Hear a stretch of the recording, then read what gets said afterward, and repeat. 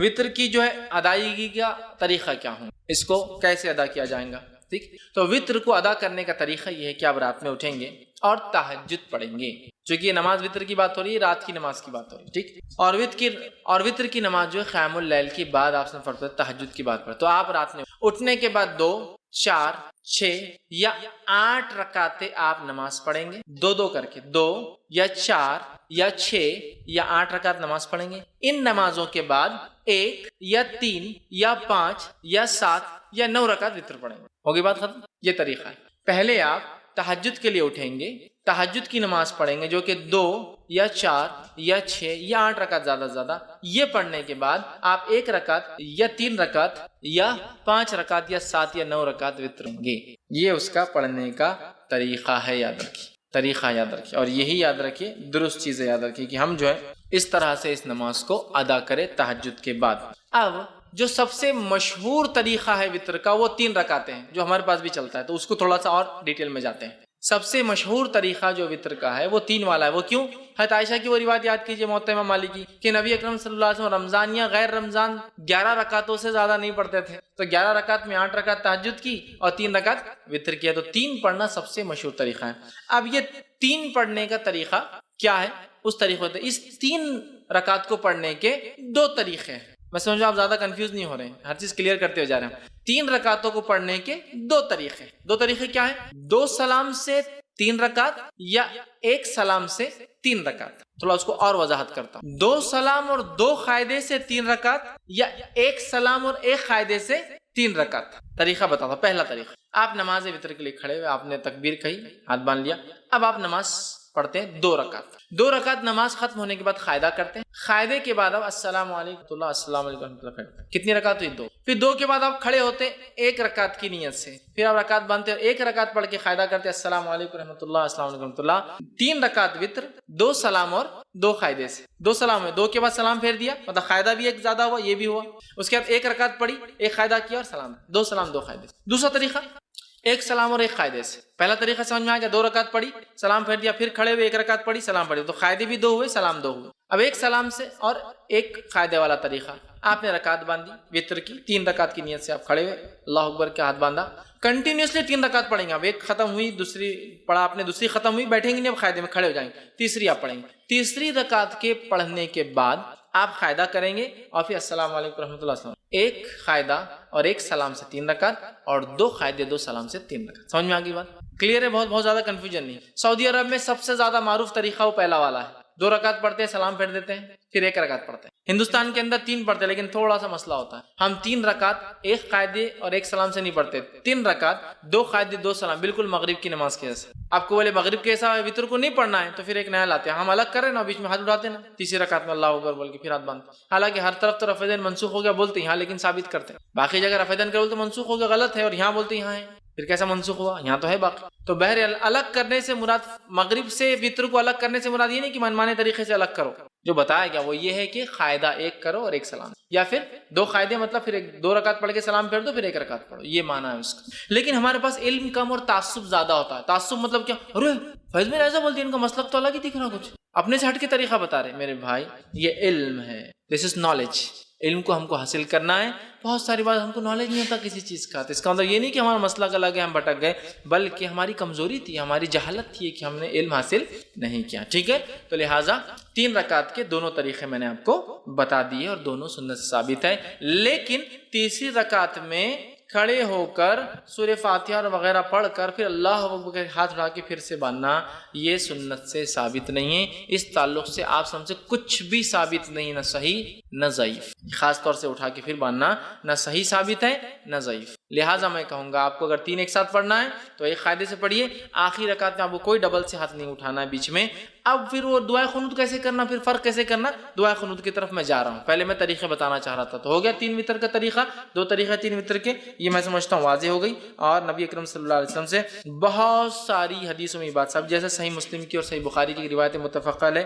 عبداللہ بن عمر رضی اللہ عنہما فرماتے آپ سب رات کی نماز کو 2 رکعتیں کر کے پڑھتے تھے اور آخر میں 1 رکعت وطر پڑھتے تھے، 2 2 2 2 2 2 2، مطلب 5 سلام ہو گئے، اس کے بعد آپ کھڑے ہوتے اور 1 پڑھتے ہیں، ٹوٹل ہوئی 11 رکعتیں، ٹھیک ہے؟ تو یہ طریقہ ہے اور ایک ساتھ پڑھنے کا بھی آپ سے ملتا ہے۔ اسی طرح رکعت وطر میں کیا خیرت کر سکتے ہیں؟ تو رکعت وطر میں سورہ فاتحہ کے بعد آپ کچھ بھی قرأت کر سکتے ہیں، اور وطر کی رکعت کی خصوصیت یہ ہے کہ اس میں تیسری رکعت میں بھی آپ کو ضمی سورہ ملانا ہے۔ دوسری نمازوں میں آپ صرف پہلی 2 رکعتوں میں کرتے ہیں نا، نفل چھوڑ کر، جیسا فرائض وغیرہ، اس میں آپ کو جیسا آپ نفل نماز پڑھتے ہیں ہر رکعت میں آپ کو سورہ فاتحہ کے بعد ضمی سورہ ہر رکعت میں ملانا ہے، 3 ہو 5 ہو 7 ہو، ہر رکعت میں سورہ فاتحہ و ضمی سورہ ملانا ہے، یاد رکھیے۔ تو آپ کو سہولت ہو سورہ فاتحہ کے بعد آپ وہ ضمی سورہ ملائیں۔ لیکن اگر کوئی خاص سنت نبی اکرم صلی اللہ علیہ وسلم کیا پڑھتے تھے، تو اگر خاص سنت جاننا ہے تو ابو داؤد، نسائی اور ابن ماجہ کی روایت ہے، نبی اکرم صلی اللہ علیہ وسلم، جس میں حضرت عائشہ فرماتی ہے نبی اکرم صلی اللہ علیہ وسلم تہجد جب پڑھتے اس کے بعد وطر پڑھتے تو سورہ فاتحہ کے بعد پہلی رکعت میں سبح اسم ربک الاعلی سورہ اعلیٰ تلاوت کرتے، دوسری رکعت میں قل یا ایھا الکافرون تلاوت کرتے، اور تیسری رکعت میں قل هو اللہ احد تلاوت کرتے۔ تو اگر خاص سنت آپ کو فالو کرنا ہے تو سبح اسم ربک الاعلی، ٹھیک، سورہ جو ہے اعلیٰ، اس کے بعد سورہ کافرون، اور اس کے بعد سورہ اخلاص، ٹھیک۔ ایک روایت میں یہ بھی ملتا ہے کہ نبی اکرم صلی اللہ علیہ وسلم آخری رکعت میں سورہ اخلاص، سورہ فلق اور سورہ ناس تینوں ملا کر پڑھتے تھے۔ تو آپ چاہے تو یہ بھی کہیں سورہ فلق، سورہ اخلاص، قل اللہ احد، قل اعوذ برب الفلق، قل اعوذ برب الناس، تینوں آپ پڑھتے تھے، یہ روایت بھی ملتی ہے۔ لیکن اگر آپ کو یہ سب یاد بھی نہیں تو آپ کو جو پڑھنا ہے پڑھیے، اسلام آپ کو روکتا نہیں، پہلی رکعت میں سورہ اخلاص پڑھ لیجیے، دوسری رکعت میں سورہ فلق پڑھیے، تیسری رکعت سورہ ناس، کو مسئلہ نہیں، کیونکہ آپ کو یہ اگر 3 یاد ہے۔ لیکن جس کو یاد ہو اور چاہتا ہے کہ سنت کی اتباع کرے تو یہ اچھا ہے کہ وہ سورہ اعلیٰ، سورہ کافرون، سورہ اخلاص۔ لیکن یہاں ایک چیز واضح کر دوں، اس کے علاوہ بھی امام پڑھے تو اس میں کوئی حرج اور غلطی نہیں، ورنہ بہت سے لوگ آتے ہیں تمہارا منہج غلط دکھ رہا تھوڑا، اس میں کیا ہے، پڑھ سکتا ہے آدمی۔ بہت سارے لوگ ایسے ہوتے ہیں کہ ذرہ برابر سورہ بھی الگ ہو تو بولتے تم نے گڑبڑ کی کچھ، تبھی جو سہولت ہو قرآن کا، جو حصہ آسان ہو وہ پڑھے۔ لیکن کوئی اگر اتباع کرنا چاہتا ہے کہ نبی کیا پڑھتے تھے آپ سب یہ پڑھتے تھے، لیکن ضروری نہیں ہے، قرآن کا جو یاد ہے آپ کو پڑھ سکتے ہیں تو آپ یہ پڑھتے۔ اور ایک روایت میں آتا ہے کہ آپ آخری رکعت میں سورہ اخلاص، سورہ فلق اور سورہ ناس تینوں کی تلاوت کیا کرتے تھے۔ اسی طرح آپ صلی اللہ علیہ وسلم کے تعلق سے مسند احمد، نسائی اور ابن ماجہ کی روایت آتی ہے کہ نبی اکرم صلی اللہ علیہ وسلم 3 رکعت وطر سے فارغ ہونے کے بعد سلام پھیرتے، سلام پھیرنے کے بعد 3 مرتبہ یہ الفاظ ادا کرتے، سلام کے بعد سبحان الملک القدوس، 3 بار یہ الفاظ ادا کرتے، سبحان الملک القدوس، سبحان الملک القدوس، سبحان الملک القدوس، یہ 3 بار پڑھتے۔ اور ایک روایت میں آتا ہے کہ نبی اکرم صلی اللہ علیہ وسلم سبحان الملک القدوس 2 بار آہستہ پڑھتے اور تیسری بار تیز پڑھتے، مطلب جس کو حضرت عائشہ فرماتی ہم سن سکتے تھے، مطلب 2 بار پڑھتے سبحان الملک، سبحان الملک القدوس، سبحان الملک القدوس 3 بار۔ اور اس میں بھی آتا ہے کہ روایت میں جب آپ آخری بار تیز پڑھتے تو یوں پڑھتے کہ القدوس کو لمبا کھینچتے، سبحان الملک القدوس لمبا کھینچتے۔ تو یہ بھی طریقہ ہے، وطر پڑھ لیا آپ نے، اس کے بعد آپ سبحان الملک القدوس، سبحان الملک القدوس، سبحان الملک القدوس لمبا کھینچتے اس کو، یہ پڑھ سکتے۔ اسی طرح ایک روایت اور آتی دارقطنی کی، اس میں اضافی الفاظ یہ کہ نبی اکرم صلی اللہ علیہ وسلم سبحان الملک القدوس کہنے کے بعد یہ بھی کہتے ہیں رب الملائکۃ والروح۔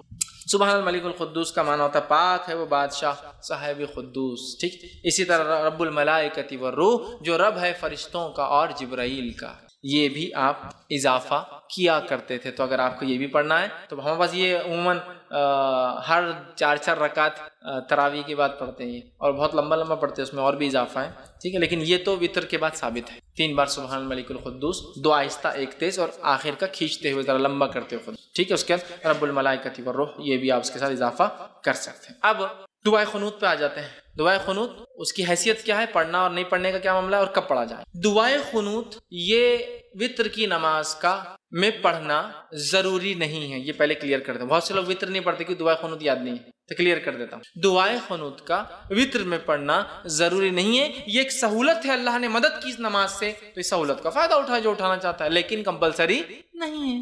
دونوں باتیں سمجھ میں آ رہی ہیں؟ میں ٹریول کر رہا ہوں، مجھے پرمیشن ہے کہ میں 10-20 کلو سامان لے جا سکتا ہوں، لیکن میں نہیں لے جا رہا ہوں، سہولت تو ہے، میں نہیں اٹھا رہا ہوں فائدہ، لیکن سہولت ہے، ضروری نہیں۔ کیوں میں کہہ رہا ہوں، میں یہ نہیں کہہ رہا ہوں مت پڑھو، میں یہ کہہ رہا ہوں بہت سارے لوگ یہ دعا یاد نہیں ہے بول کے نماز ہی نہیں پڑھتے، تو نماز مت چھوڑو، یہ تو مستقل عبادت ہے۔ دعا اس کا ایک پارٹ ہے، لیکن کمپلسری پارٹ نہیں۔ اٹیچ ہو جائے تو بھی چلے گا، ڈیٹیچ نہیں بھی اٹیچ ہوگا، نکال بھی دیا جائے تو بھی چلتا ہے۔ تو یہ دعا کی کیا حیثیت ہے دعائے قنوت کی؟ پڑھے تو اچھی بات ہے، نہ پڑھنے سے انشاءاللہ کوئی فرق نہیں پڑتا آپ کی وطر پر، نماز پر، ٹھیک ہے۔ تو اسے پڑھنے کے دعائے قنوت کے 2 طریقے، دونوں طریقے بہرحال جو انسان چاہے اس پہ عمل کر سکتا۔ دعائے قنوت رکوع سے پہلے اور دعائے قنوت رکوع کے بعد۔ پہلے تو کلیئر کر دیا میں دعائے قنوت پڑھنا کمپلسری نہیں، لیکن پڑھ سکتا۔ دعائے قنوت رکوع سے پہلے اور دعائے قنوت رکوع کے بعد، اس کا طریقہ کیا ہے؟ آپ نے رکعت باندھی، سورہ فاتحہ ضمی سورہ ملایا، ٹھیک ہے، مطلب یہ آخری رکعت کی بات کر رہا ہوں میں، آخری رکعت مطلب آپ تیسری رکعت میں اٹھے، مطلب یہ دعائے قنوت آپ جب پڑھیں گے تو وطر کی آخری رکعت میں پڑھیں گے، ایک پڑھے تو اس کے اندر 3 پڑھے تو تیسری میں، 5 پڑھے تو 5ویں میں، 7 پڑھے تو 7ویں میں، 9 پڑھے تو 9ویں رکعت میں ہوں گے۔ تو آپ کھڑے ہوئے تیسری رکعت کی، سمجھو انڈیا پاکستان ہم 3 رکعتیں پڑھتے، تیسری رکعت میں کھڑے ہوئے آپ، ٹھیک ہے، تو تیسری رکعت میں آپ کھڑے ہوئے، تیسری رکعت میں کھڑے ہونے کے بعد سورہ فاتحہ پڑھی آپ نے، سورہ فاتحہ پڑھنے کے بعد ضمی سورہ ملایا، ضمی سورہ ملانے کے بعد اب آپ کیا کریں گے، دعائیں قنوت اپنی شروع، ٹھیک، اس کے لیے خاص ہاتھ اٹھا کر واپس باندھنا یہ سنت سے ثابت نہیں ہے، اللہ اکبر کہنا بھی سنت سے ثابت نہیں ہے، ہاتھ اٹھانا بھی ثابت نہیں ہے۔ تو آپ سورہ فاتحہ پڑھی اور سمجھو 3 رکعت میں آپ سورہ اخلاص پڑھے، سمجھے آخری سورہ اخلاص پڑھی، اور اس کے بعد آپ اللہم اہدنی فیمن ہدیت، اور وہ دعا آپ اس کے بعد شروع کر دیں گے، یہ ایک طریقہ۔ دوسرا طریقہ، آپ تیسری رکعت میں کھڑے ہوئے، سورہ فاتحہ ضمی سورہ ملایا، اللہ اکبر کہہ کے رکوع میں گئے، رکوع سے اٹھا سمیع اللہ لمن حمیدہ ربنا لک الحمد حمدا کثیرا طیبا مبارکا فی اللہم اہدنی فیمن ہدیت وعافنی فیمن عافیت، اب آپ یہاں سے وہ دعا شروع کر دیں گے، اور اس کے بعد پھر دعا ہونے کے بعد سیدھا سجدے میں چلے جائیں۔ تو یہ دعا 2 جگہ کی جا سکتی ہے، قیام میں اور رکوع کے بعد، اس میں افضل قیام میں کرنا ہے، اس میں افضل قیام میں کرنا ہے، گو رکوع کے بعد بھی کی جا سکتی ہے۔ امام بخاری نے ایک باب ہی باندھ دیا اپنی کتاب میں کہ قنوت، وطر میں قنوت رکوع سے پہلے اور رکوع کے بعد، مطلب قیام میں اور رکوع کے بعد دونوں ہی درست ہے، لیکن افضل کیا ہے، قیام میں کر لے آپ، یہ زیادہ افضل ہے، اس لیے کہ نبی اکرم صلی اللہ علیہ وسلم نے فرمایا، حدیث جو ہے نسائی کی اور ابن ماجہ کی ہے، ابی بن کعب رضی اللہ عنہ فرماتے کہتے ہیں نبی اکرم صلی اللہ علیہ وسلم رکوع جانے سے پہلے دعائے قنوت پڑھا کرتے تھے، رکوع میں جانے سے پہلے دعائے قنوت پڑھا کرتے تھے۔ تو اس سے میں کہہ رہا ہوں رکوع سے پہلے پڑھ لینا یہ افضل ہے۔ اب اس میں کیا، اس میں ہاتھ اٹھایا جائے تو ہاں، آپ اس میں چاہے تو ہاتھ باندھ کر بھی کر سکتے ہیں قنوت، اور ہاتھ اٹھا کر، چونکہ دعا میں ہاتھ اٹھانا یہ سنت، یہ ادب ہے، تو آپ ہاتھ اٹھا کے بھی کر سکتے ہیں، لیکن ہاتھ اٹھانے کے بعد چہرے پر ہاتھ پھیر کر پھر رکوع میں جانا یہ درست نہیں ہے، اس لیے کہ کسی بھی دعا کے بعد چہرے پر ہاتھ پھیرنے والی روایت ابو داؤد کی ضعیف ہے۔ تو آپ کو عام دعا میں بھی بہت سے لوگ دعا پڑھ کے ہاتھ پھیرتے ہیں، نہیں، درست ثابت نہیں سنت سے، دعا پڑھیے دعا ہو بہت سے لوگ ہاتھ پھیرتے ہیں۔ تو اسی طرح دعا میں چونکہ ہاتھ اٹھائے جا سکتے تو ابو داؤد کی روایت کے مطلب آپ رات میں بھی ہاتھ اٹھا سکتے ہیں، وطر کے اندر دعا جب کر رہے ہیں، آپ سمجھ لیجیے آپ نے قیام کیا، سورہ فاتحہ اور سورہ اخلاص پڑھ لی، اس کے بعد اللہم اہدنی فیمن ہدیت وہ پڑھ لیا، اور پھر سیدھا رکوع میں آپ چلے۔ ہاتھ پھیرنے والی روایت ضعیف ہے، عام حالت میں مت پھیری اور نماز میں بھی مت پھیری ہاتھ کو، ٹھیک ہے، آپ نے ہاتھ چھوڑ دیا، آپ رکوع میں چلے گئے۔ تو یہ تھے قنوت پہلے اور قنوت بعد میں، دونوں بھی ہو سکتا ہے، افضل پہلے ہے لیکن بعد میں بھی پڑھا جا سکتا ہے۔ اسی طرح جو ہے قنوت کے اندر جو ہے کون سی دعائیں پڑھی جائے، ٹھیک ہے، دعائیں قنوت میں جو ہے مطلب اس میں کون سی دعائیں پڑھی جائے، تو یاد رکھیے عموماً جو ہمارے پاس جو دعا چلتی ہے وہ قنوت کے لیے، وہ دعا اس طرح سے ہم لوگ پڑھتے ہیں، اللہم انا نستعینک ونستغفرک، وہ دعا ایک کامن ہے، تو یہ دعا زیادہ بہتر ہے۔ اور وہ اللہم انا نستعینک وہ جو دعا ہے اس کے تعلق سے ایک روایت آتی ہے کہ اللہ کے رسول وہ فجر کے قنوت میں پڑھا کرتے تھے، وہ دعا وطر کے قنوت میں نہیں، وطر کی دعا نہیں تھی، وہ فجر میں کرتے تھے، جب قنوت نازلہ آپ کبھی فجر میں پڑھتے تو یہ پڑھتے ہیں، اور جب وطر میں پڑھتے تو یہ پڑھتے، اس لیے کہ حضرت حسن کو اللہ کے رسول صلی اللہ علیہ وسلم نے یہ قنوت خود سکھایا تھا، اللہم اہدنی فیمن ہدیت والا، سمجھ رہے؟ اب بہت سے لوگوں کو یہ یاد ہوتا ہے اللہم اہدنا فیمن ہدیت، وہ جمع کا صیغہ ہے، لیکن اصل حدیث میں الفاظ دینی کے ہیں، اللہ میرے لیے ہدایت اور میرے لیے، لیکن جب وہ اجتماعی میں عالم کرتا ہے تو دینا کر دیتا ہے، اللہ ہمارے لیے، ٹھیک، لیکن اصل کے حدیث کے الفاظ تو دینی والا ہی ہے، پورا سنگولر ہی ہے وہ دعا، پلورل میں نہیں ہے وہ دعا جو سکھائی گئی، ٹھیک ہے۔ تو یہ دعا جو ہے زیادہ بہتر یہ ہے انشاءاللہ۔ اور بہت سارے علماء نے یہ بھی کہا کہ اللہم اہدنی فیمن ہدیت بھی کوئی چاہے تو پڑھ لے، اللہم انا نستعینک یہ دعا بھی چاہے تو پڑھ لے، دونوں ملا کے پڑھ لے، کوئی مسئلہ نہیں، سمجھ رہے بات کو، یہ بھی پڑھ لے یہ بھی پڑھ لے، دونوں میں کوئی مسئلہ نہیں۔ لیکن زیادہ جو بات پتہ چلتی ہے محدثین کے اقوال سے وہ یہ ہے کہ آپ صلی وطر میں یہ پڑھتے تھے، اور فجر کے قنوت نازلہ میں یہ والی اللہم انا نستعینک ونستغفرک یہ دعا جو ہے فجر کے قنوت، لیکن اگر کوئی پڑھنا چاہے تو دونوں بھی ملا کر پڑھ سکتا ہے، ٹھیک ہے۔ تو میں سمجھتا ہوں دعا کی بھی وضاحت ہو گئی، ایکسٹرا رفیدین اس کے اندر نہیں ہے، آپ کو صرف ڈائریکٹ آپ نے کیا دعا کر لینا، ایسا کیجئے، یا مطلب ہاتھ کھول کے کیجئے، ہاتھ باندھے ہوئے میں کیجئے، رکوع سے پہلے مطلب قیام میں کر لیجئے، رکوع کے بعد آپ دعا کیجئے، ساری چیزیں بہرحال ثابت ہے، اور دونوں بھی قنوت میں نے آپ کے سامنے رکھ دی۔ قنوت چونکہ دعا ہے، دعا ہاتھ اٹھائی جا سکتی ہے، اور یہ قنوت زیادہ قریب ہے سنت سے، لیکن یہ بات بھی پتہ چلتی ہے کہ آپ نے فجر میں وہ پڑھا، لیکن کچھ علماء لکھتے ہیں دونوں بھی درست ہے پڑھ لینے میں انشاءاللہ، کیوں حرج نہیں، اس لیے کہ یہ قنوت ہے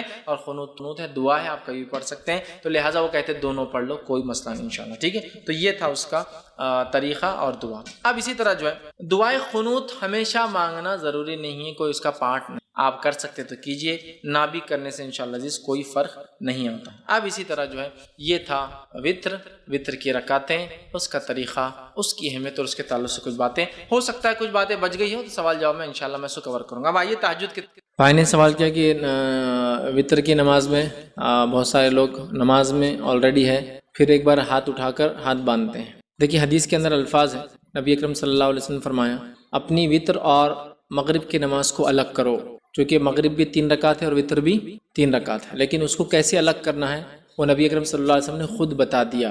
آئیے اس کا طریقہ ہم دیکھتے ہیں۔ نبی اکرم صلی اللہ علیہ وسلم جب 3 رکعت وطر کے کئی طریقے، میرا ایک پورا لیکچر ہے وطر اور وطر کے مسائل، اس میں طریقے 1 رکعت 3 رکعت کے جتنے قسمیں ہیں، دو قسم سے وہ میں نے رکھا، اس کے بعد 5 رکعت 7 رکعت اور 9 رکعت، ہم نے پوری رکعتیں بھی دیکھی۔ تو آئیے آپ کو بتا دوں، وہ 3 رکعت کی اگر نماز پڑھتے ہیں تو مغرب کی 3 اور یہ 3 ایک جیسی نظر آتی ہے، تو کیسے الگ کریں؟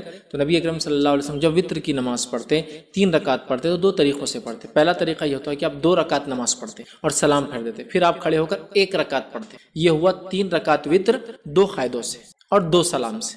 اس کے بعد نبی اکرم صلی اللہ علیہ وسلم اگر ایک ساتھ 3 وطر پڑھتے، اس کا طریقہ یہ ہوتا کہ آپ صلی اللہ علیہ وسلم 1 رکعت پڑھتے، ٹھیک ہے، اس کے بعد دوسری رکعت پڑھتے، ٹھیک ہے، اور اس کے بعد تیسری رکعت پڑھتے، اور تیسری رکعت میں قاعدہ کرتے، دوسری رکعت کے بعد قاعدہ نہیں ہوتا، ٹھیک، ڈائریکٹ تیسری رکعت میں ایک قاعدہ۔ 5 رکعت نماز پڑھتے تو 5 رکعت کا طریقہ یہ ہے کہ آپ 4 رکعت پہ قاعدہ کرتے اور پھر 5ویں رکعت پہ قاعدہ کرتے، اور اگر 7 رکعت پڑھتے تو آپ 6ٹھی رکعت پہ ایک کرتے اور پھر 7ویں پہ ایک سلام کرتے، سمجھ رہے، مطلب 6ٹھی پہ ایک قاعدہ اور 7ویں پہ ایک، مطلب پوری نمازیں کنٹینیو چلتی اتنی پھر بغیر قاعدے کے۔ تو اگر 3 رکعت نمازیں کوئی پڑھ رہا ہے تو وہ الگ ایسا کرے، یا تو 2 اور 1 پڑھے، یا تو پھر 3 ایک ساتھ، مطلب 3 رکعت وطر 1 سلام سے اور 1 قاعدے سے، یہ ایسا پڑھنا چاہیے۔ لیکن ہمارے پاس بہت سارے لوگ فقہی مسائل میں بہت الجھ جاتے ہیں، جبکہ واضح دلائل موجود ہیں، اور وہ کہتے ہیں کہ الگ کرو، حدیث میں چونکہ ہے تو ہم ایک رفع دین کر کے اس کو الگ کر رہے ہیں، جبکہ وطر کی تیسری رکعت میں رفع دین کر کے پھر باندھنا یہ سنت سے ثابت نہیں ہے، یہ فقہی مسئلہ ہے۔ سنت سے جو بات ثابت ہے 2 اور 1 یا 3 ایک ساتھ،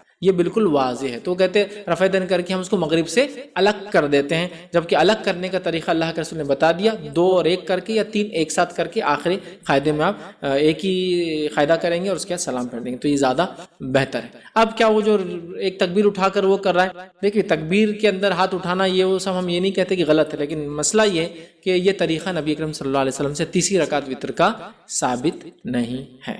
ہاں اگر کوئی کہتا ہے کہ میں تیسری رکعت میں سورہ فاتحہ پڑھ لیا، زمین سورہ پڑھ لیا، آپ کیسے الگ کروں، دعا کرنا ہے آپ ڈائریکٹ کیجیے۔ حرم وغیرہ میں دیکھیے آپ وہ سورہ فاتحہ پڑھتے زمین سورہ، اور اگر ان کو قیام میں دعا ملانا ہے وطر کی تو ڈائریکٹ شروع کر دیتے دعا، یا پھر رکوع کر لیتے ہیں، رکوع سے اٹھتے ہیں پھر دعا کرتے ہیں، رکوع میں سمیع اللہ لمن حمدہ ربنا لک الحمد، اور پھر دعا کرتے ہیں۔ یہ دونوں طریقوں سے آپ بہرحال دعا کر سکتے ہیں، مطلب فرق کرنے کے لیے رفع دین کرنے کی ضرورت نہیں، آپ ویسے ہی بہرحال کر سکتے ہیں۔ جی السلام علیکم، میرا سوال وطر کے ریلیٹڈ تھا۔ یہ جو وطر میں 1 رکعت بھی پڑھ سکتے ہیں، لیکن یہ مجبوری کی حالت میں نارملی بھی کوئی روز پڑھ سکتے ہیں 1 ہی رکعت؟ میں نے سوال کیا وطر کی 1 رکعت کے تعلق سے یہ مجبوری میں ہے یا نارملی بھی کوئی پڑھ سکتا ہے؟ دیکھیے صحابہ کے تعلق سے جو اقوال ملتے ہیں وہ فرماتے ہیں نبی اکرم صلی اللہ علیہ وسلم 1 رکعت 3 رکعت 5 رکعت اور 7 رکعت اور ایک روایت میں 9 رکعت تک وطراتے پڑھا کرتے تھے، اور معاویہ رضی اللہ عنہ کا معمول تھا آپ ڈیلی 1 رکعت ہی پڑھتے تھے وطر، تو اگر کوئی پڑھنا چاہے تو 1 رکعت پڑھے، زیادہ پڑھنا چاہے تو پھر 3 رکعت پڑھے، اور زیادہ پڑھنا چاہے تو 5 رکعت پڑھے، وہ کر سکتا ہے۔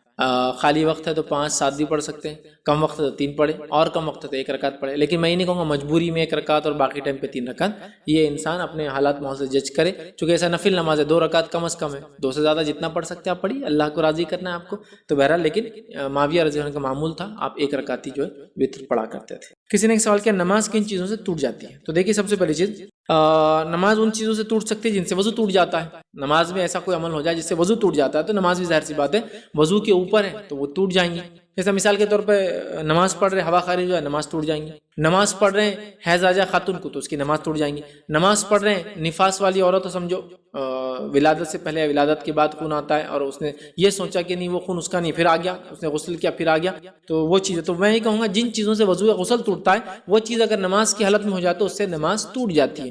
لیکن اگر سوال اس معنی میں ہے کہ کچھ لوگ کیا کرتے ہیں کہ کوئی سامنے سے گیا تو کیا نماز ٹوٹتی ہے کیا، بہت سے لوگ میں نے دیکھا نماز پڑھتے کوئی سامنے چلے گا تو خود ہی توڑ دیتے ہیں، تو کسی کے سامنے سے جانے سے سامنے والا گناہگار ہوتا ہے، آپ کی نماز نہیں ٹوٹتی. یہ میں کیوں کہہ رہا ہوں، میں نے رمضان میں دیکھا مسجد تھی، رمضان میں پوری فل ہو گئی. اب غلطی یہ ہوئی کہ بیچ کی ایک صف خالی تھی، پیچھے لوگوں نے بھر لی، تو وہ بچے کیا کرنے لگے، خالی جگہ دیکھ کے پیچھے سے آنے لگے صف میں، اور نمازیوں کے سامنے سے آ گئے، اور پوری کی پوری نماز والوں نے سب توڑ دیا، نماز توڑ دیا تو نے، اور اس کو مارنا شروع کر دی. بعد میں میرے سے پوچھنے لگا، بچے کے سامنے جانے سے، بچہ انشاءاللہ چھوٹا ہے تو گناہ گار بھی نہیں ہوگا، لیکن اگر وہ سمجھدار بھی ہوتا، بالغ بھی ہوتا اور چلا جاتا تو بچہ گناہ گار ہوتا. آپ کو نماز نہیں توڑنا ہے، بلکہ آپ کو تو روکنا تھا اس کو. حدیث میں آتا ہے کہ اگر نماز میں تمہارے سامنے سے کوئی جائے تو اس کو ہاتھ سے روکو، بلکہ اس سے لڑو، وہ شیطان ہے. تو آپ کو ہاتھ روکنا ہے، ہٹانا ہے، اس کو دھکا دے سکتے ہیں آپ، سمجھ رہا، یہ کرنا ہے، تو روکنا ہے، تو اس سے نہیں ٹوٹتی. تو جن چیزوں سے وضو ٹوٹ جاتا ہے نماز میں، اگر وہ چیزیں آپ کے ساتھ ہو جائے تو نماز آپ کی ٹوٹ جائیں گی. پھر انہوں نے ایک سوال کیا، اور نماز میں اگر ہنسی آئے تو کیا کرے؟ دیکھیں، نماز میں ہنسی آئے تو آپ نماز چھوڑ دیں اور نماز چھوڑ کے چلے جائیں. میں یہ کہہ سکتا ہوں، چونکہ ایک تو نماز کا حصہ نہیں ہے، اور نماز میں دوسرے الفاظ کو ادا کرنا، علماء لکھتے ہیں جیسا کہ کرنا، وہ ہنسی آتی کرتا آدمی یا خہ لگا دیتا، تو یہ نماز کے لیے درست نہیں ہے. نماز ٹوٹتی نہیں ٹوٹتی ہے، ابھی دوسرا موضوع ہے، ابھی ہم اس ٹاپک پہ نہیں جا رہے، وہ فقہی مسئلہ ہے، اس پہ علماء کے اقوال ہے، میں رکھنا بھی نہیں چاہتا ہوں. لیکن یہ تو کہوں گا دوسرے ڈسٹرب نہ ہو بول کہ آپ سب سے پہلے نماز میں سے نکل جائے، اتنا کہہ سکتے، کیونکہ اس سے کیا ہوتا ہے معلوم ہے، دوسرے لوگ بھی اس میں آ سکتے ہیں. اور شیطان کا کام کیا ہے معلوم آپ کو، یہی کرنا ہے، نمازوں کو خراب کرنے کے لیے جو کر سکتا ہے وہ سب کرتا ہے. نماز کو خراب کرنے کے لیے وضو خانے میں جاتے ہی وضو شروع کرتے تو آپ کو ایسا احساس دلاتا، وضو پورا ہونے کے بعد ہوا خارج ہوگی تو آپ ڈبل وضو کرتے. نماز میں وضو اچھے سے کر لیا، آگے کھڑے ہوگے تو آپ کو بولتا ہے پیشاب خطا تو نکلا، پھر آپ کو ڈسٹرب کرتا ہے، پھر ہنسی کے ذریعے، مذاق کے ذریعے بھی ڈسٹرب کر سکتا ہے. تو لہٰذا میں یہ کہوں گا نکل جاؤ. اب چونکہ چٹھی پہ سوال ہے تو میں سمجھ رہا خاتون کا ہے تو وہ تو نماز توڑ دیں. ہنسی کا کیا معاملہ ہے اس کو ختم کریں، سنجیدہ ہو جائے اور پھر نماز میں کھڑے ہو. اس کے بعد السلام علیکم. نماز کے تعلق سے سوال پوچھنا تھا کہ جیسے ظہر کے پہلے کی جو 4 رکعت نماز ہوتی ہے، اب اگر جماعت کھڑی ہو گئی تو اپن نے وہ 4 نماز 2 رکعت صرف پڑھنے کا ٹائم ہے، تو وہ 2 رکعت پڑھنا بعد میں دو یا پوری 4 بعد میں پڑھ سکتے ہیں؟ بھائی نے سوال کیا کہ اگر ظہر کے سمجھ لیے 4 موقع آپ پڑھنا چاہ رہے ہیں اور ظہر مطلب اتنا ٹائم نہیں کہ پوری 4 پڑھ سکے. بھائی کا سوال تھا کیا 2 پہلے پڑھ لے اور 2 ظہر کی فرض کی بات کرے؟ بالکل آپ کر سکتے، ٹھیک ہے. بلکہ اس میں تو بہت سارے علماء کی رائے یہ ہے کہ فرض نماز کے علاوہ کوئی بھی نماز 2 رکعت سے زیادہ نہیں پڑھنا چاہیے. صرف فرض ہے جو جیسا مغرب کی 3 اور عشاء کی 4 ہے اور ظہر کی 4 ہے اور عصر کی 4 ہے، یہ پڑھ سکتے. باقی ساری نفلوں کو 2 کر کے ہی پڑھو.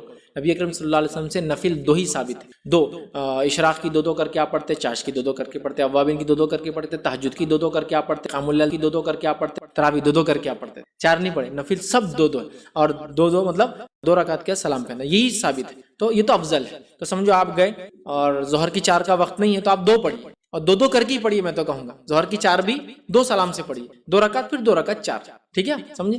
کیونکہ اکثر علماء کہتے ہیں کہ فرض نماز ہی ہے جو 2 رکعت سے زیادہ پڑھی جانی چاہیے، باقی سب 2، ٹھیک. بہرحال تو آپ 2 پڑھ لیجئے، اس کے بعد ظہر ہو گئی، اس کے بعد پھر 2 جو موقعہ تھی پہلے کی اور 2 موقعہ بعد، بالکل آپ کر سکتے ہیں، اس میں انشاءاللہ عزیز کوئی حرج نہیں. اب 2 رکعت بھی نہیں ہوئی، مطلب ٹائم ہی نہیں تھا، تو آپ پوری 4 موقعہ اور 2 موقعہ بعد میں ایک ساتھ پڑھ سکتے ہیں. ظہر کی بعد 4 موقعہ اور 2 جو کہ پہلے پڑھنا چاہیے تھا، آپ بعد میں بھی پڑھ سکتے ہیں. کب تک؟ ظہر کا ٹائم ختم ہونے تک، بالکل. مطلب عصر سے، جیسا مثال کے طور پہ آپ نے آج ظہر کی نماز تھی، ظہر پڑھ لی 4 اور آپ عادت ہے آپ کی موقعہ پڑھتے آپ اس کے بعد کی، لیکن کسی وجہ جلدی چلے گئے اور آپ کو ظہر کا ٹائم معلوم ہے کہ ظہر کا ٹائم ختم ہو رہا ہے 4 بجے اور نماز تو 1:30 بجے پڑھے آپ نے، تو آپ کو پتا چلا 3:45 کو ٹائم ملا تو آپ 3:45 کو وضو کرو اور یہ موقع آپ پڑھ لو. جب تک ظہر کا ٹائم ہے تب تک یہ بھی ٹائم ہے، تو آپ ایسا بھی کر سکتے ہیں. نبی اکرم صلی اللہ علیہ وسلم کو دیکھا گیا، آپ نے اپنی موقعہ نمازوں کے بعد پڑھی اور کچھ سنتیں بھی نماز و فرض کے بعد آپ نے ادا کی ہے.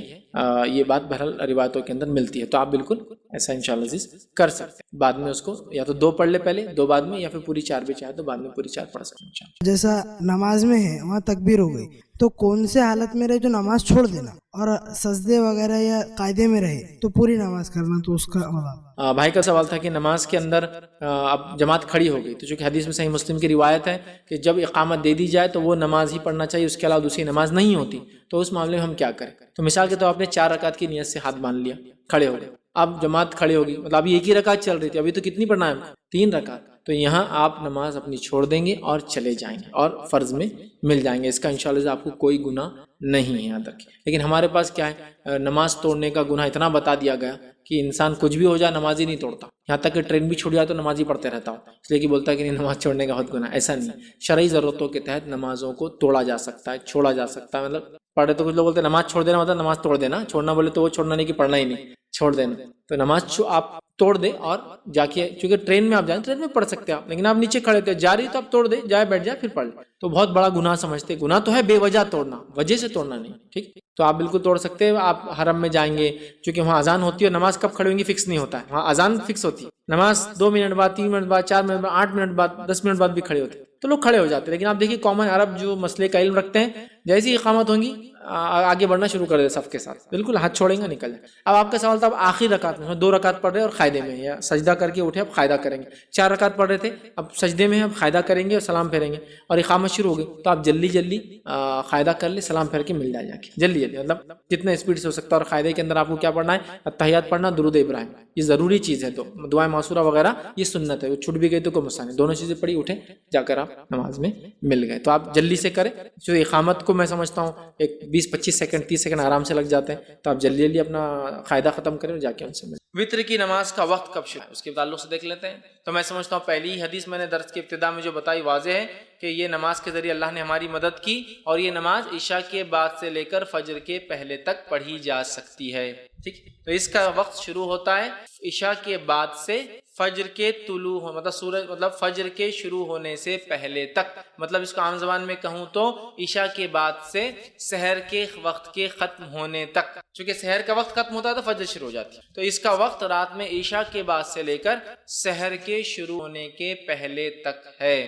تو ہم لوگ کوشش کریں کہ اس عمل کو جو ہے اگر ہم کرنا چاہتے ہیں تو عشاء کے بعد سے لے کر فجر کے پہلے تک کر سکتے ہیں. ابو داؤد, ترمذی اور ابن ماجہ کی روایت ہے, آپ صلی اللہ علیہ وسلم فرمایا اور کہا, اسے نماز عشاء اور طلوع فجر کے مابین پڑھو.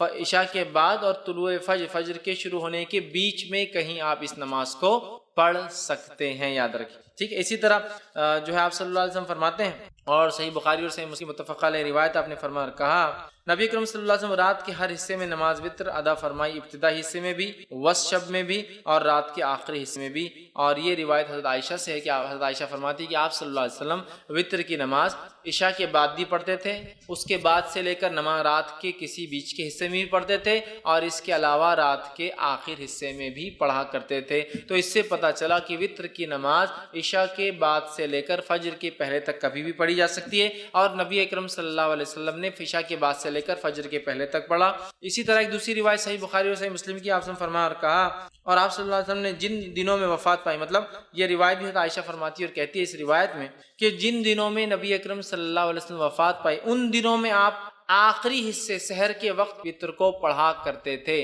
اس سے کیا پتا چلا, آپ صلی اللہ علیہ وسلم عشاء کی بعد بھی پڑھتے, بیچ میں پڑھتے, اور آخر وقت میں, لیکن آپ نے کیا کیا, اس کو آخر وقت میں اللہ کے رسول اس کو سحر کے وقت پڑھا کرتے تھے. اسی طرح جو ہے نبی اکرم صلی اللہ علیہ وسلم کا جو ہے ایک حکم ہے, حدیث ہے جو صحیح بخاری صحیح مسلم کی روایت, آپ نے فرمایا کہا, صبح ہونے سے پہلے پہلے وتر کو پڑھ لو, مطلب صبح ہونے سے پہلے پہلے تک وتر کو ہم کو پڑھ لینا چاہیے. تو پتہ چلا وتر عشاء کے بعد سے لے کر فجر کے پہلے تک کبھی بھی آپ پڑھ سکتے ہیں, اور نبی اکرم صلی اللہ علیہ وسلم کو عشاء کے بعد سے لے کر فجر تک کبھی بھی پڑھا.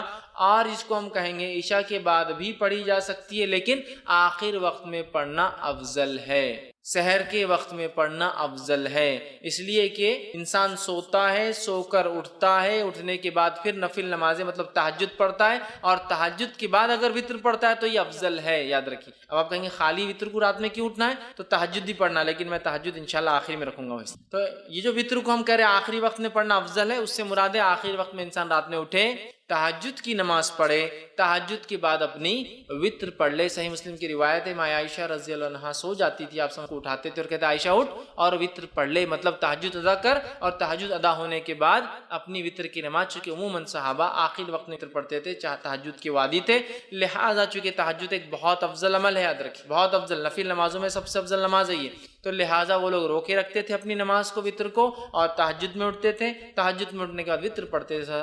تو اللہ کے رسول صلی اللہ علیہ وسلم ماں عائشہ کو اٹھاتے تھے تاکہ وہ اپنی وتر ادا کرے, مطلب تہجد پڑھ لے اور اس کے بعد وتر بھی ادا کرے. تو یاد رکھیے یہ آخری وقت افضل ہے, لیکن کوئی ضروری نہیں ہے, آپ کو ڈر ہے خدشہ ہے رہ جائیں گی, چھوڑ نہیں پڑھ پاؤں گا, تو بہرحال پہلے بھی پڑھ سکتے. اسی طرح جو ہے جامع ترمذی, ابن ماجہ اور مسند احمد کی روایت ہے, نبی اکرم صلی اللہ علیہ وسلم فرمایا کہا, تم میں سے جس شخص کو یہ اندیشہ ہو کہ وہ رات کے آخری حصے میں نہیں جاگ سکیں گا, تو اسے چاہیے کہ رات کے پہلے حصے میں ہی وتر پڑھ لے. جس کو ایسا لگے کہ میں رات میں نہیں اٹھ سکتا ہوں, تو اسے چاہیے کہ وتر پہلے پڑھ لے, مطلب عشاء کے بعد پڑھ لے. پھر فرماتے اور کہتے ہیں پڑھ لے, اور جسے آخر رات میں قیام کا شوق ہو اور طمع ہو کہ وہ کرے، قیام کرے، اس کو شوق ہو، اس کو لگا ہو، اسے چاہیے کہ وہ رات کے آخری حصے، جس کو ڈر ہو یا میں اٹھ نہیں پاؤں گا، شک ہو رہا ہے، یا میں روز پڑھتا ہوں تہجد لیکن آج جاگا بہت دیر تک تو اٹھ نہیں پاؤں گا، یا پھر میں روز بھی نہیں اٹھ پاتا ہوں تہجد کے لیے، بس عشاء ہو جاتی ہے، فجر کو اٹھتا ہوں تو بیچ میں نہیں اٹھ پاؤں گا، تو پھر وہ عشاء کی بات پڑھ لے۔ ایسا نہیں، جس کو شوق ہے، رات کی نماز پڑھنا چاہتا ہے، تہجد پڑھنا چاہتا ہے، تو پھر کیا کرے؟ وہ وتر کو روکے رکھے، تہجد کے بعد اس کو ادا کرے۔ اسی طرح صحیح مسلم کی روایت ہے، نبی اکرم صلی اللہ علیہ وسلم فرمایا اور کہا، بے شک رات کے آخری حصے کی نماز میں فرشتے آتے ہیں اور یہی افضل ہے۔ رات کے آخر حصے میں نماز کے وقت فرشتے حاضر ہوتے اور یہ افضل ہے۔ تو پتہ چلا تہجد کو آخر وقت میں پڑھنا، آخر وقت میں پڑھنا، سحر کے وقت پڑھنا، فجر سے پہلے پڑھنا افضل ہے، اور اسی طرح وتر کو بھی سحر سے پہلے، سحر کے آخر وقت میں پڑھنا، یا رات کا آخری حصہ تیسرا پہر ہوتا ہے جس سے فجر پھر شروع ہو جاتی ہے، اس کے بعد اس سے پہلے پڑھنا افضل ہے، چونکہ اس وقت فرشتے حاضر ہوتے ہیں۔ تو اسی سے میں نے کہا افضل تو آخر حصے میں ہے، لیکن عشاء کے بعد بھی فوراً اسے ادا کیا جا سکتا ہے، یاد رکھ، فوراً ادا کیا جا سکتا ہے۔ اسی طرح جو ہے صحیح بخاری اس طرح سے اس نماز کو ادا کرے تہجد کے بعد۔ اب جو سب سے مشہور طریقہ ہے وتر کا، وہ 3 رکعتیں ہیں، جو ہمارے پاس بھی چلتا ہے، تو اس کو تھوڑا سا اور ڈیٹیل میں جاتے ہیں۔ سب سے مشہور طریقہ جو وتر کا ہے وہ 3 والا ہے۔ وہ کیوں؟ حضرت عائشہ کی وہ روایت یاد کیجئے موطا امام مالک کی، کہ نبی اکرم صلی اللہ علیہ وسلم رمضان یا غیر رمضان 11 رکعتوں سے زیادہ نہیں پڑھتے تھے، تو 11 رکعت میں 8 رکعت تہجد کی اور 3 رکعت وتر کیا، تو 3 پڑھنا سب سے مشہور طریقہ ہے۔ اب یہ 3 پڑھنے کا طریقہ کیا ہے؟ اس طریقے سے اس 3 رکعت کو پڑھنے کے 2 طریقے ہیں۔ میں سمجھو آپ زیادہ کنفیوز نہیں ہو رہے ہیں، ہر چیز کلیئر کرتے ہو جا رہے ہیں۔ 3 رکعتوں کو پڑھنے کے 2 طریقے۔ 2 طریقے کیا ہیں؟ 2 سلام سے 3 رکعت یا 1 سلام سے 3 رکعت۔ تھوڑا اس کو اور وضاحت کرتا ہوں۔ 2 سلام اور 2 قاعدے سے 3 رکعت یا 1 سلام اور 1 قاعدے سے 3 رکعت۔ طریقہ بتاتا ہوں۔ پہلا طریقہ، آپ نماز وتر کے لیے کھڑے ہوئے، آپ نے تکبیر کہی، ہاتھ باندھ لیا، اب آپ نماز پڑھتے ہیں 2 رکعت۔ 2 رکعت نماز ختم ہونے کے بعد قاعدہ کرتے ہیں، قاعدے کے بعد اب السلام علیکم اللہ، السلام علیکم، کتنی رکعت ہوئی؟ 2۔ پھر 2 کے بعد آپ کھڑے ہوتے ہیں 1 رکعت کی نیت سے، پھر آپ رکعت باندھتے ہیں اور 1 رکعت پڑھ کے قاعدہ کرتے ہیں السلام علیکم رحمۃ اللہ، السلام علیکم رحمۃ اللہ۔ 3 رکعت وتر، 2 سلام اور 2 قاعدے سے۔ 2 سلام ہے، 2 کے بعد سلام پھیر دیا، مطلب قاعدہ بھی ایک زیادہ ہوا، یہ بھی ہوا۔ اس کے بعد 1 رکعت پڑھی، 1 قاعدہ کیا اور سلام، 2 سلام 2 قاعدے۔ دوسرا طریقہ 1 سلام اور 1 قاعدے سے۔ پہلا طریقہ سمجھ میں آ گیا، 2 رکعت پڑھی، سلام پھیر دیا، پھر کھڑے ہوئے 1 رکعت پڑھی، سلام پڑھی، تو قاعدے بھی 2 ہوئے، سلام 2 ہوئے۔ اب 1 سلام سے اور 1 قاعدے والا طریقہ، آپ نے رکعت باندھی وتر کی، 3 رکعت کی نیت سے آپ کھڑے ہوئے، اللہ اکبر کے ہاتھ باندھا، کنٹینیوسلی 3 رکعت پڑھیں گے۔ اب 1 ختم ہوئی، دوسری پڑھا آپ نے، دوسری ختم ہوئی، بیٹھیں گے نہیں، اب قاعدے میں کھڑے ہو جائیں گے، تیسری آپ پڑھیں گے۔ تیسری رکعت کے پڑھنے کے بعد آپ قاعدہ کریں گے اور پھر السلام علیکم رحمۃ اللہ، 1 قاعدہ اور 1 سلام سے 3 رکعت اور 2 قاعدے 2 سلام سے 3۔ سمجھ میں آ گئی بات؟ کلیئر ہے؟ بہت زیادہ کنفیوژن نہیں۔ سعودی عرب میں سب سے زیادہ معروف طریقہ وہ پہلا والا ہے، 2 رکعت پڑھتے ہیں، سلام پھیر دیتے ہیں، پھر 1 رکعت پڑھتے ہیں۔ ہندوستان کے اندر 3 پڑھتے ہیں، لیکن تھوڑا سا مسئلہ ہوتا ہے، ہم 3 رکعت 1 قاعدے اور 1 سلام سے نہیں پڑھتے، 3 رکعت 2 قاعدے 2 سلام، بالکل مغرب کی نماز کے جیسے۔ آپ کو بولے مغرب کے ایسا وتر کو نہیں پڑھنا ہے تو پھر ایک نیا لاتے ہیں، ہم الگ کر رہے ہیں نا، بیچ میں ہاتھ اٹھاتے ہیں نا، تیسری رکعت میں اللہ اکبر بول کے پھر ہاتھ باندھتے ہیں۔ حالانکہ ہر طرف تو رفع دین منسوخ ہو گیا بولتے ہیں، یہاں لیکن ثابت کرتے ہیں، باقی جگہ رفع دین کرو تو منسوخ ہو گیا، غلط ہے، اور یہاں بولتے ہیں یہاں ہے، پھر کیسا منسوخ ہوا؟ یہاں تو ہے باقی۔ تو بہرحال الگ کرنے سے مراد، مغرب سے وتر کو الگ کرنے سے مراد یہ نہیں کہ منمانے طریقے سے الگ کرو، جو بتایا گیا وہ یہ ہے کہ قاعدہ 1 کرو اور 1 سلام، یا پھر 2 قاعدے مطلب پھر 2 رکعت پڑھ کے سلام پھیر دو، پھر 1 رکعت پڑھو، یہ معنی ہے اس کا۔ لیکن ہمارے پاس علم کم اور تعصب زیادہ ہوتا ہے۔ تعصب مطلب کیا؟ ارے فیض میں ایسا بولتے ہیں، ان کا مسلک تو الگ ہی دکھ رہا، کچھ اپنے سے ہٹ کے طریقہ بتا رہے۔ میرے بھائی یہ علم ہے، دس از نالج، علم کو ہم کو حاصل کرنا ہے۔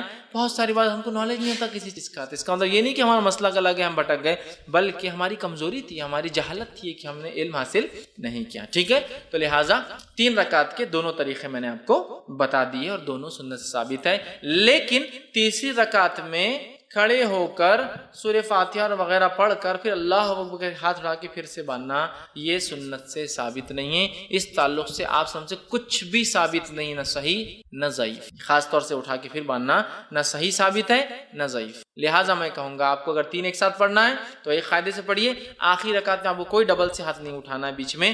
اب پھر وہ دعائے قنوت کیسے کرنا، پھر فرق کیسے کرنا، دعائے قنوت کی طرف میں جا رہا ہوں۔ پہلے میں طریقے بتانا چاہ رہا تھا، تو ہو گیا 3 وتر کا طریقہ، 2 طریقے 3 وتر کے، یہ میں मैं समझता हूँ वाज़ेह हो गई। और नबी अकरम सल्लल्लाहु अलैहि वसल्लम से बहुत सारी हदीसों में बात साहब, जैसे सही मुस्लिम की और सही बुखारी की रिवायत मुत्तफ़क़ अलैह, अब्दुल्ला बिन उमर रज़ियल्लाहु अन्हुमा फरमाते आप सब रात की नमाज को 2-2 रकातें करके पढ़ते थे और आखिर में 1 रकात वित्र पढ़ते थे। 2-2-2-2-2-2 मतलब 5 सलाम हो गए, उसके बाद आप खड़े होते और 1 पढ़ते हैं, टोटल हुई 11 रकात। ठीक है, तो ये तरीका है और एक साथ पढ़ने का भी आपसे मिलता है। इसी तरह रकाते वित्र में मारूफ 3 मारूफ, लेकिन 3 जरूरी नहीं याद रखिए, 1 भी 3 भी 5 भी 7 भी और 9 रकातों तक पढ़ सकते हैं। अब आइए एक के बाद एक हम देखते हैं ये नमाज, इसकी दलील और इसके बाद इसका तरीका। ये 1 कैसी पढ़ेंगे, 3 कैसी पढ़ेंगे, 5 कैसी पढ़ेंगे, 7 कैसी पढ़ेंगे और 9 रकात कैसे। ठीक है, जो आदमी की जैसी सहूलत सेहत हालात के एतबार से 1 पढ़े, 3 पढ़े, 5 पढ़े, 7 पढ़े, 9 पढ़े। ठीक है, ये तहज्जुद की रकातों के अलावा है। तहज्जुद की रकातें कितनी, इंशाल्लाह तहज्जुद पूरा अलग से एक चैप्टर है, वो लूंगा जब बताऊंगा आपको। अब आइए 1 रकात के ताल्लुक सही बुखारी और सही मुस्लिम की रिवायत है, नबी अकरम सल्लल्लाहु अलैहि वसल्लम रात की नमाज जो है 2-2 रकातें करते थे। और जब जो है आपने फरमाया तुम्हें सुबह होने का अंदेशा हो तो इसे 1 रकात कर लो। मतलब आप सल्लल्लाहु अलैहि वसल्लम फरमाया, कहा जब आपसे पूछा गया तो आपने फरमाया रात की नमाज 2-2 रकातें करके है, मतलब 2-2-2 करके पढ़ना चाहिए। फिर आपने फरमाया जब तुम्हें सुबह होने का डर हो तो क्या करो, फिर 1 रकात अदा कर लो। तो इससे पता चला 1 रकात भी वित्र पढ़ी जा सकती है। इसी तरह अबू दाऊद, सुनन निसाई और सुनन इब्न माजा की रिवायत है, आप सल्लल्लाहु अलैहि वसल्लम ने वित्र हर मुसलमान का हक कहा, मतलब साबित है, करना चाहिए। जो शख्स 5 रकातें पढ़ना चाहे वो 5 पढ़ ले, जो शख्स 3 पढ़ना चाहे पसंद कर 3 पढ़ ले, और फिर जो सिर्फ 1 ही वित्र पढ़ना चाहे तो 1 ही पढ़े। इस हदीस में कितने लफ्ज आ गए, 5 पढ़ना चाहे 5 पढ़े, 3 पढ़ना चाहे 3 पढ़े, 1 ही पढ़ना चाहे तो 1 ही पढ़े। तो 5 के लफ्ज हदीस में आ गए, 3 के लफ्ज हदीस में आ गए और 1 के लफ्ज हदीस में आ गए, तो 1 रकात भी वित्र पढ़ी जा सकती है। इसी तरह बहुत सारे सहाबा का अमल था जिसमें एक मारूफ है, जैसा कि जो है माविया बिन अबी सुफियान रजी अल्लाह अन्हु, ये जो है 1 रकात ही हमेशा पढ़ा करते। ठीक, अब इसी तरह 3 रकात वाली रिवायत हम देख लेते हैं। तो इसी तरह जो है सही बुखारी और सही मुस्लिम की रिवायत है, माँ आयशा रज़ी अल्लाह अन्हा फरमाती और कहती हैं नबी अकरम सल्लल्लाहु अलैहि वसल्लम क़यामुल लैल करते, रात की नमाज पढ़ते और फिर आखिर में 3 रकात अदा करते। ठीक, 3 रकात अदा करते और 3 रकात वित्र पढ़ते क़यामुल लैल के बाद। तो इस रिवायत में आ गए 3 के अल्फाज, तो 3 पढ़ी जा सकती। इसी तरह सही मुस्लिम की, जामे तिरमिज़ी की और सुनन निसाई की रिवायत आपने फरमाया, हज़रत आयशा फरमाती आप क़यामुल लैल करते फिर आपने 3 वित्र पढ़ते थे, मतलब आप पहले क़यामुल लैल करते उसके बाद 3 वित्र पढ़ते थे, तो यहाँ 3 के लफ्ज आ गए। इसी तरह नबी अकरम सल्लल्लाहु अलैहि वसल्लम 5 रकात भी साबित है, जो मैंने आपके सामने रखी, जैसा कि सही बुखारी की रिवायत है और सही मुस्लिम में भी रिवायत मुत्तफ़क़ अलैह। हज़रत आयशा रज़ी अल्लाह अन्हा फरमाती आपने फरमाया, कहा कि नबी अकरम सल्लल्लाहु अलैहि वसल्लम रात को 13 रकातें पढ़ा करते थे और इनमें से 5 वित्र होते और आप सल्लल्लाहु अलैहि वसल्लम इन 5 वित्र के माबैन बैठते न थे बल्कि सिर्फ आखिर में तशहुद करते थे। ठीक, तो इससे पता चला कि जब कोई इंसान वित्र पढ़े और 1 रकात पढ़ता है तो जाहिर सी 1 रकात के बाद वो कायदा करेगा। 3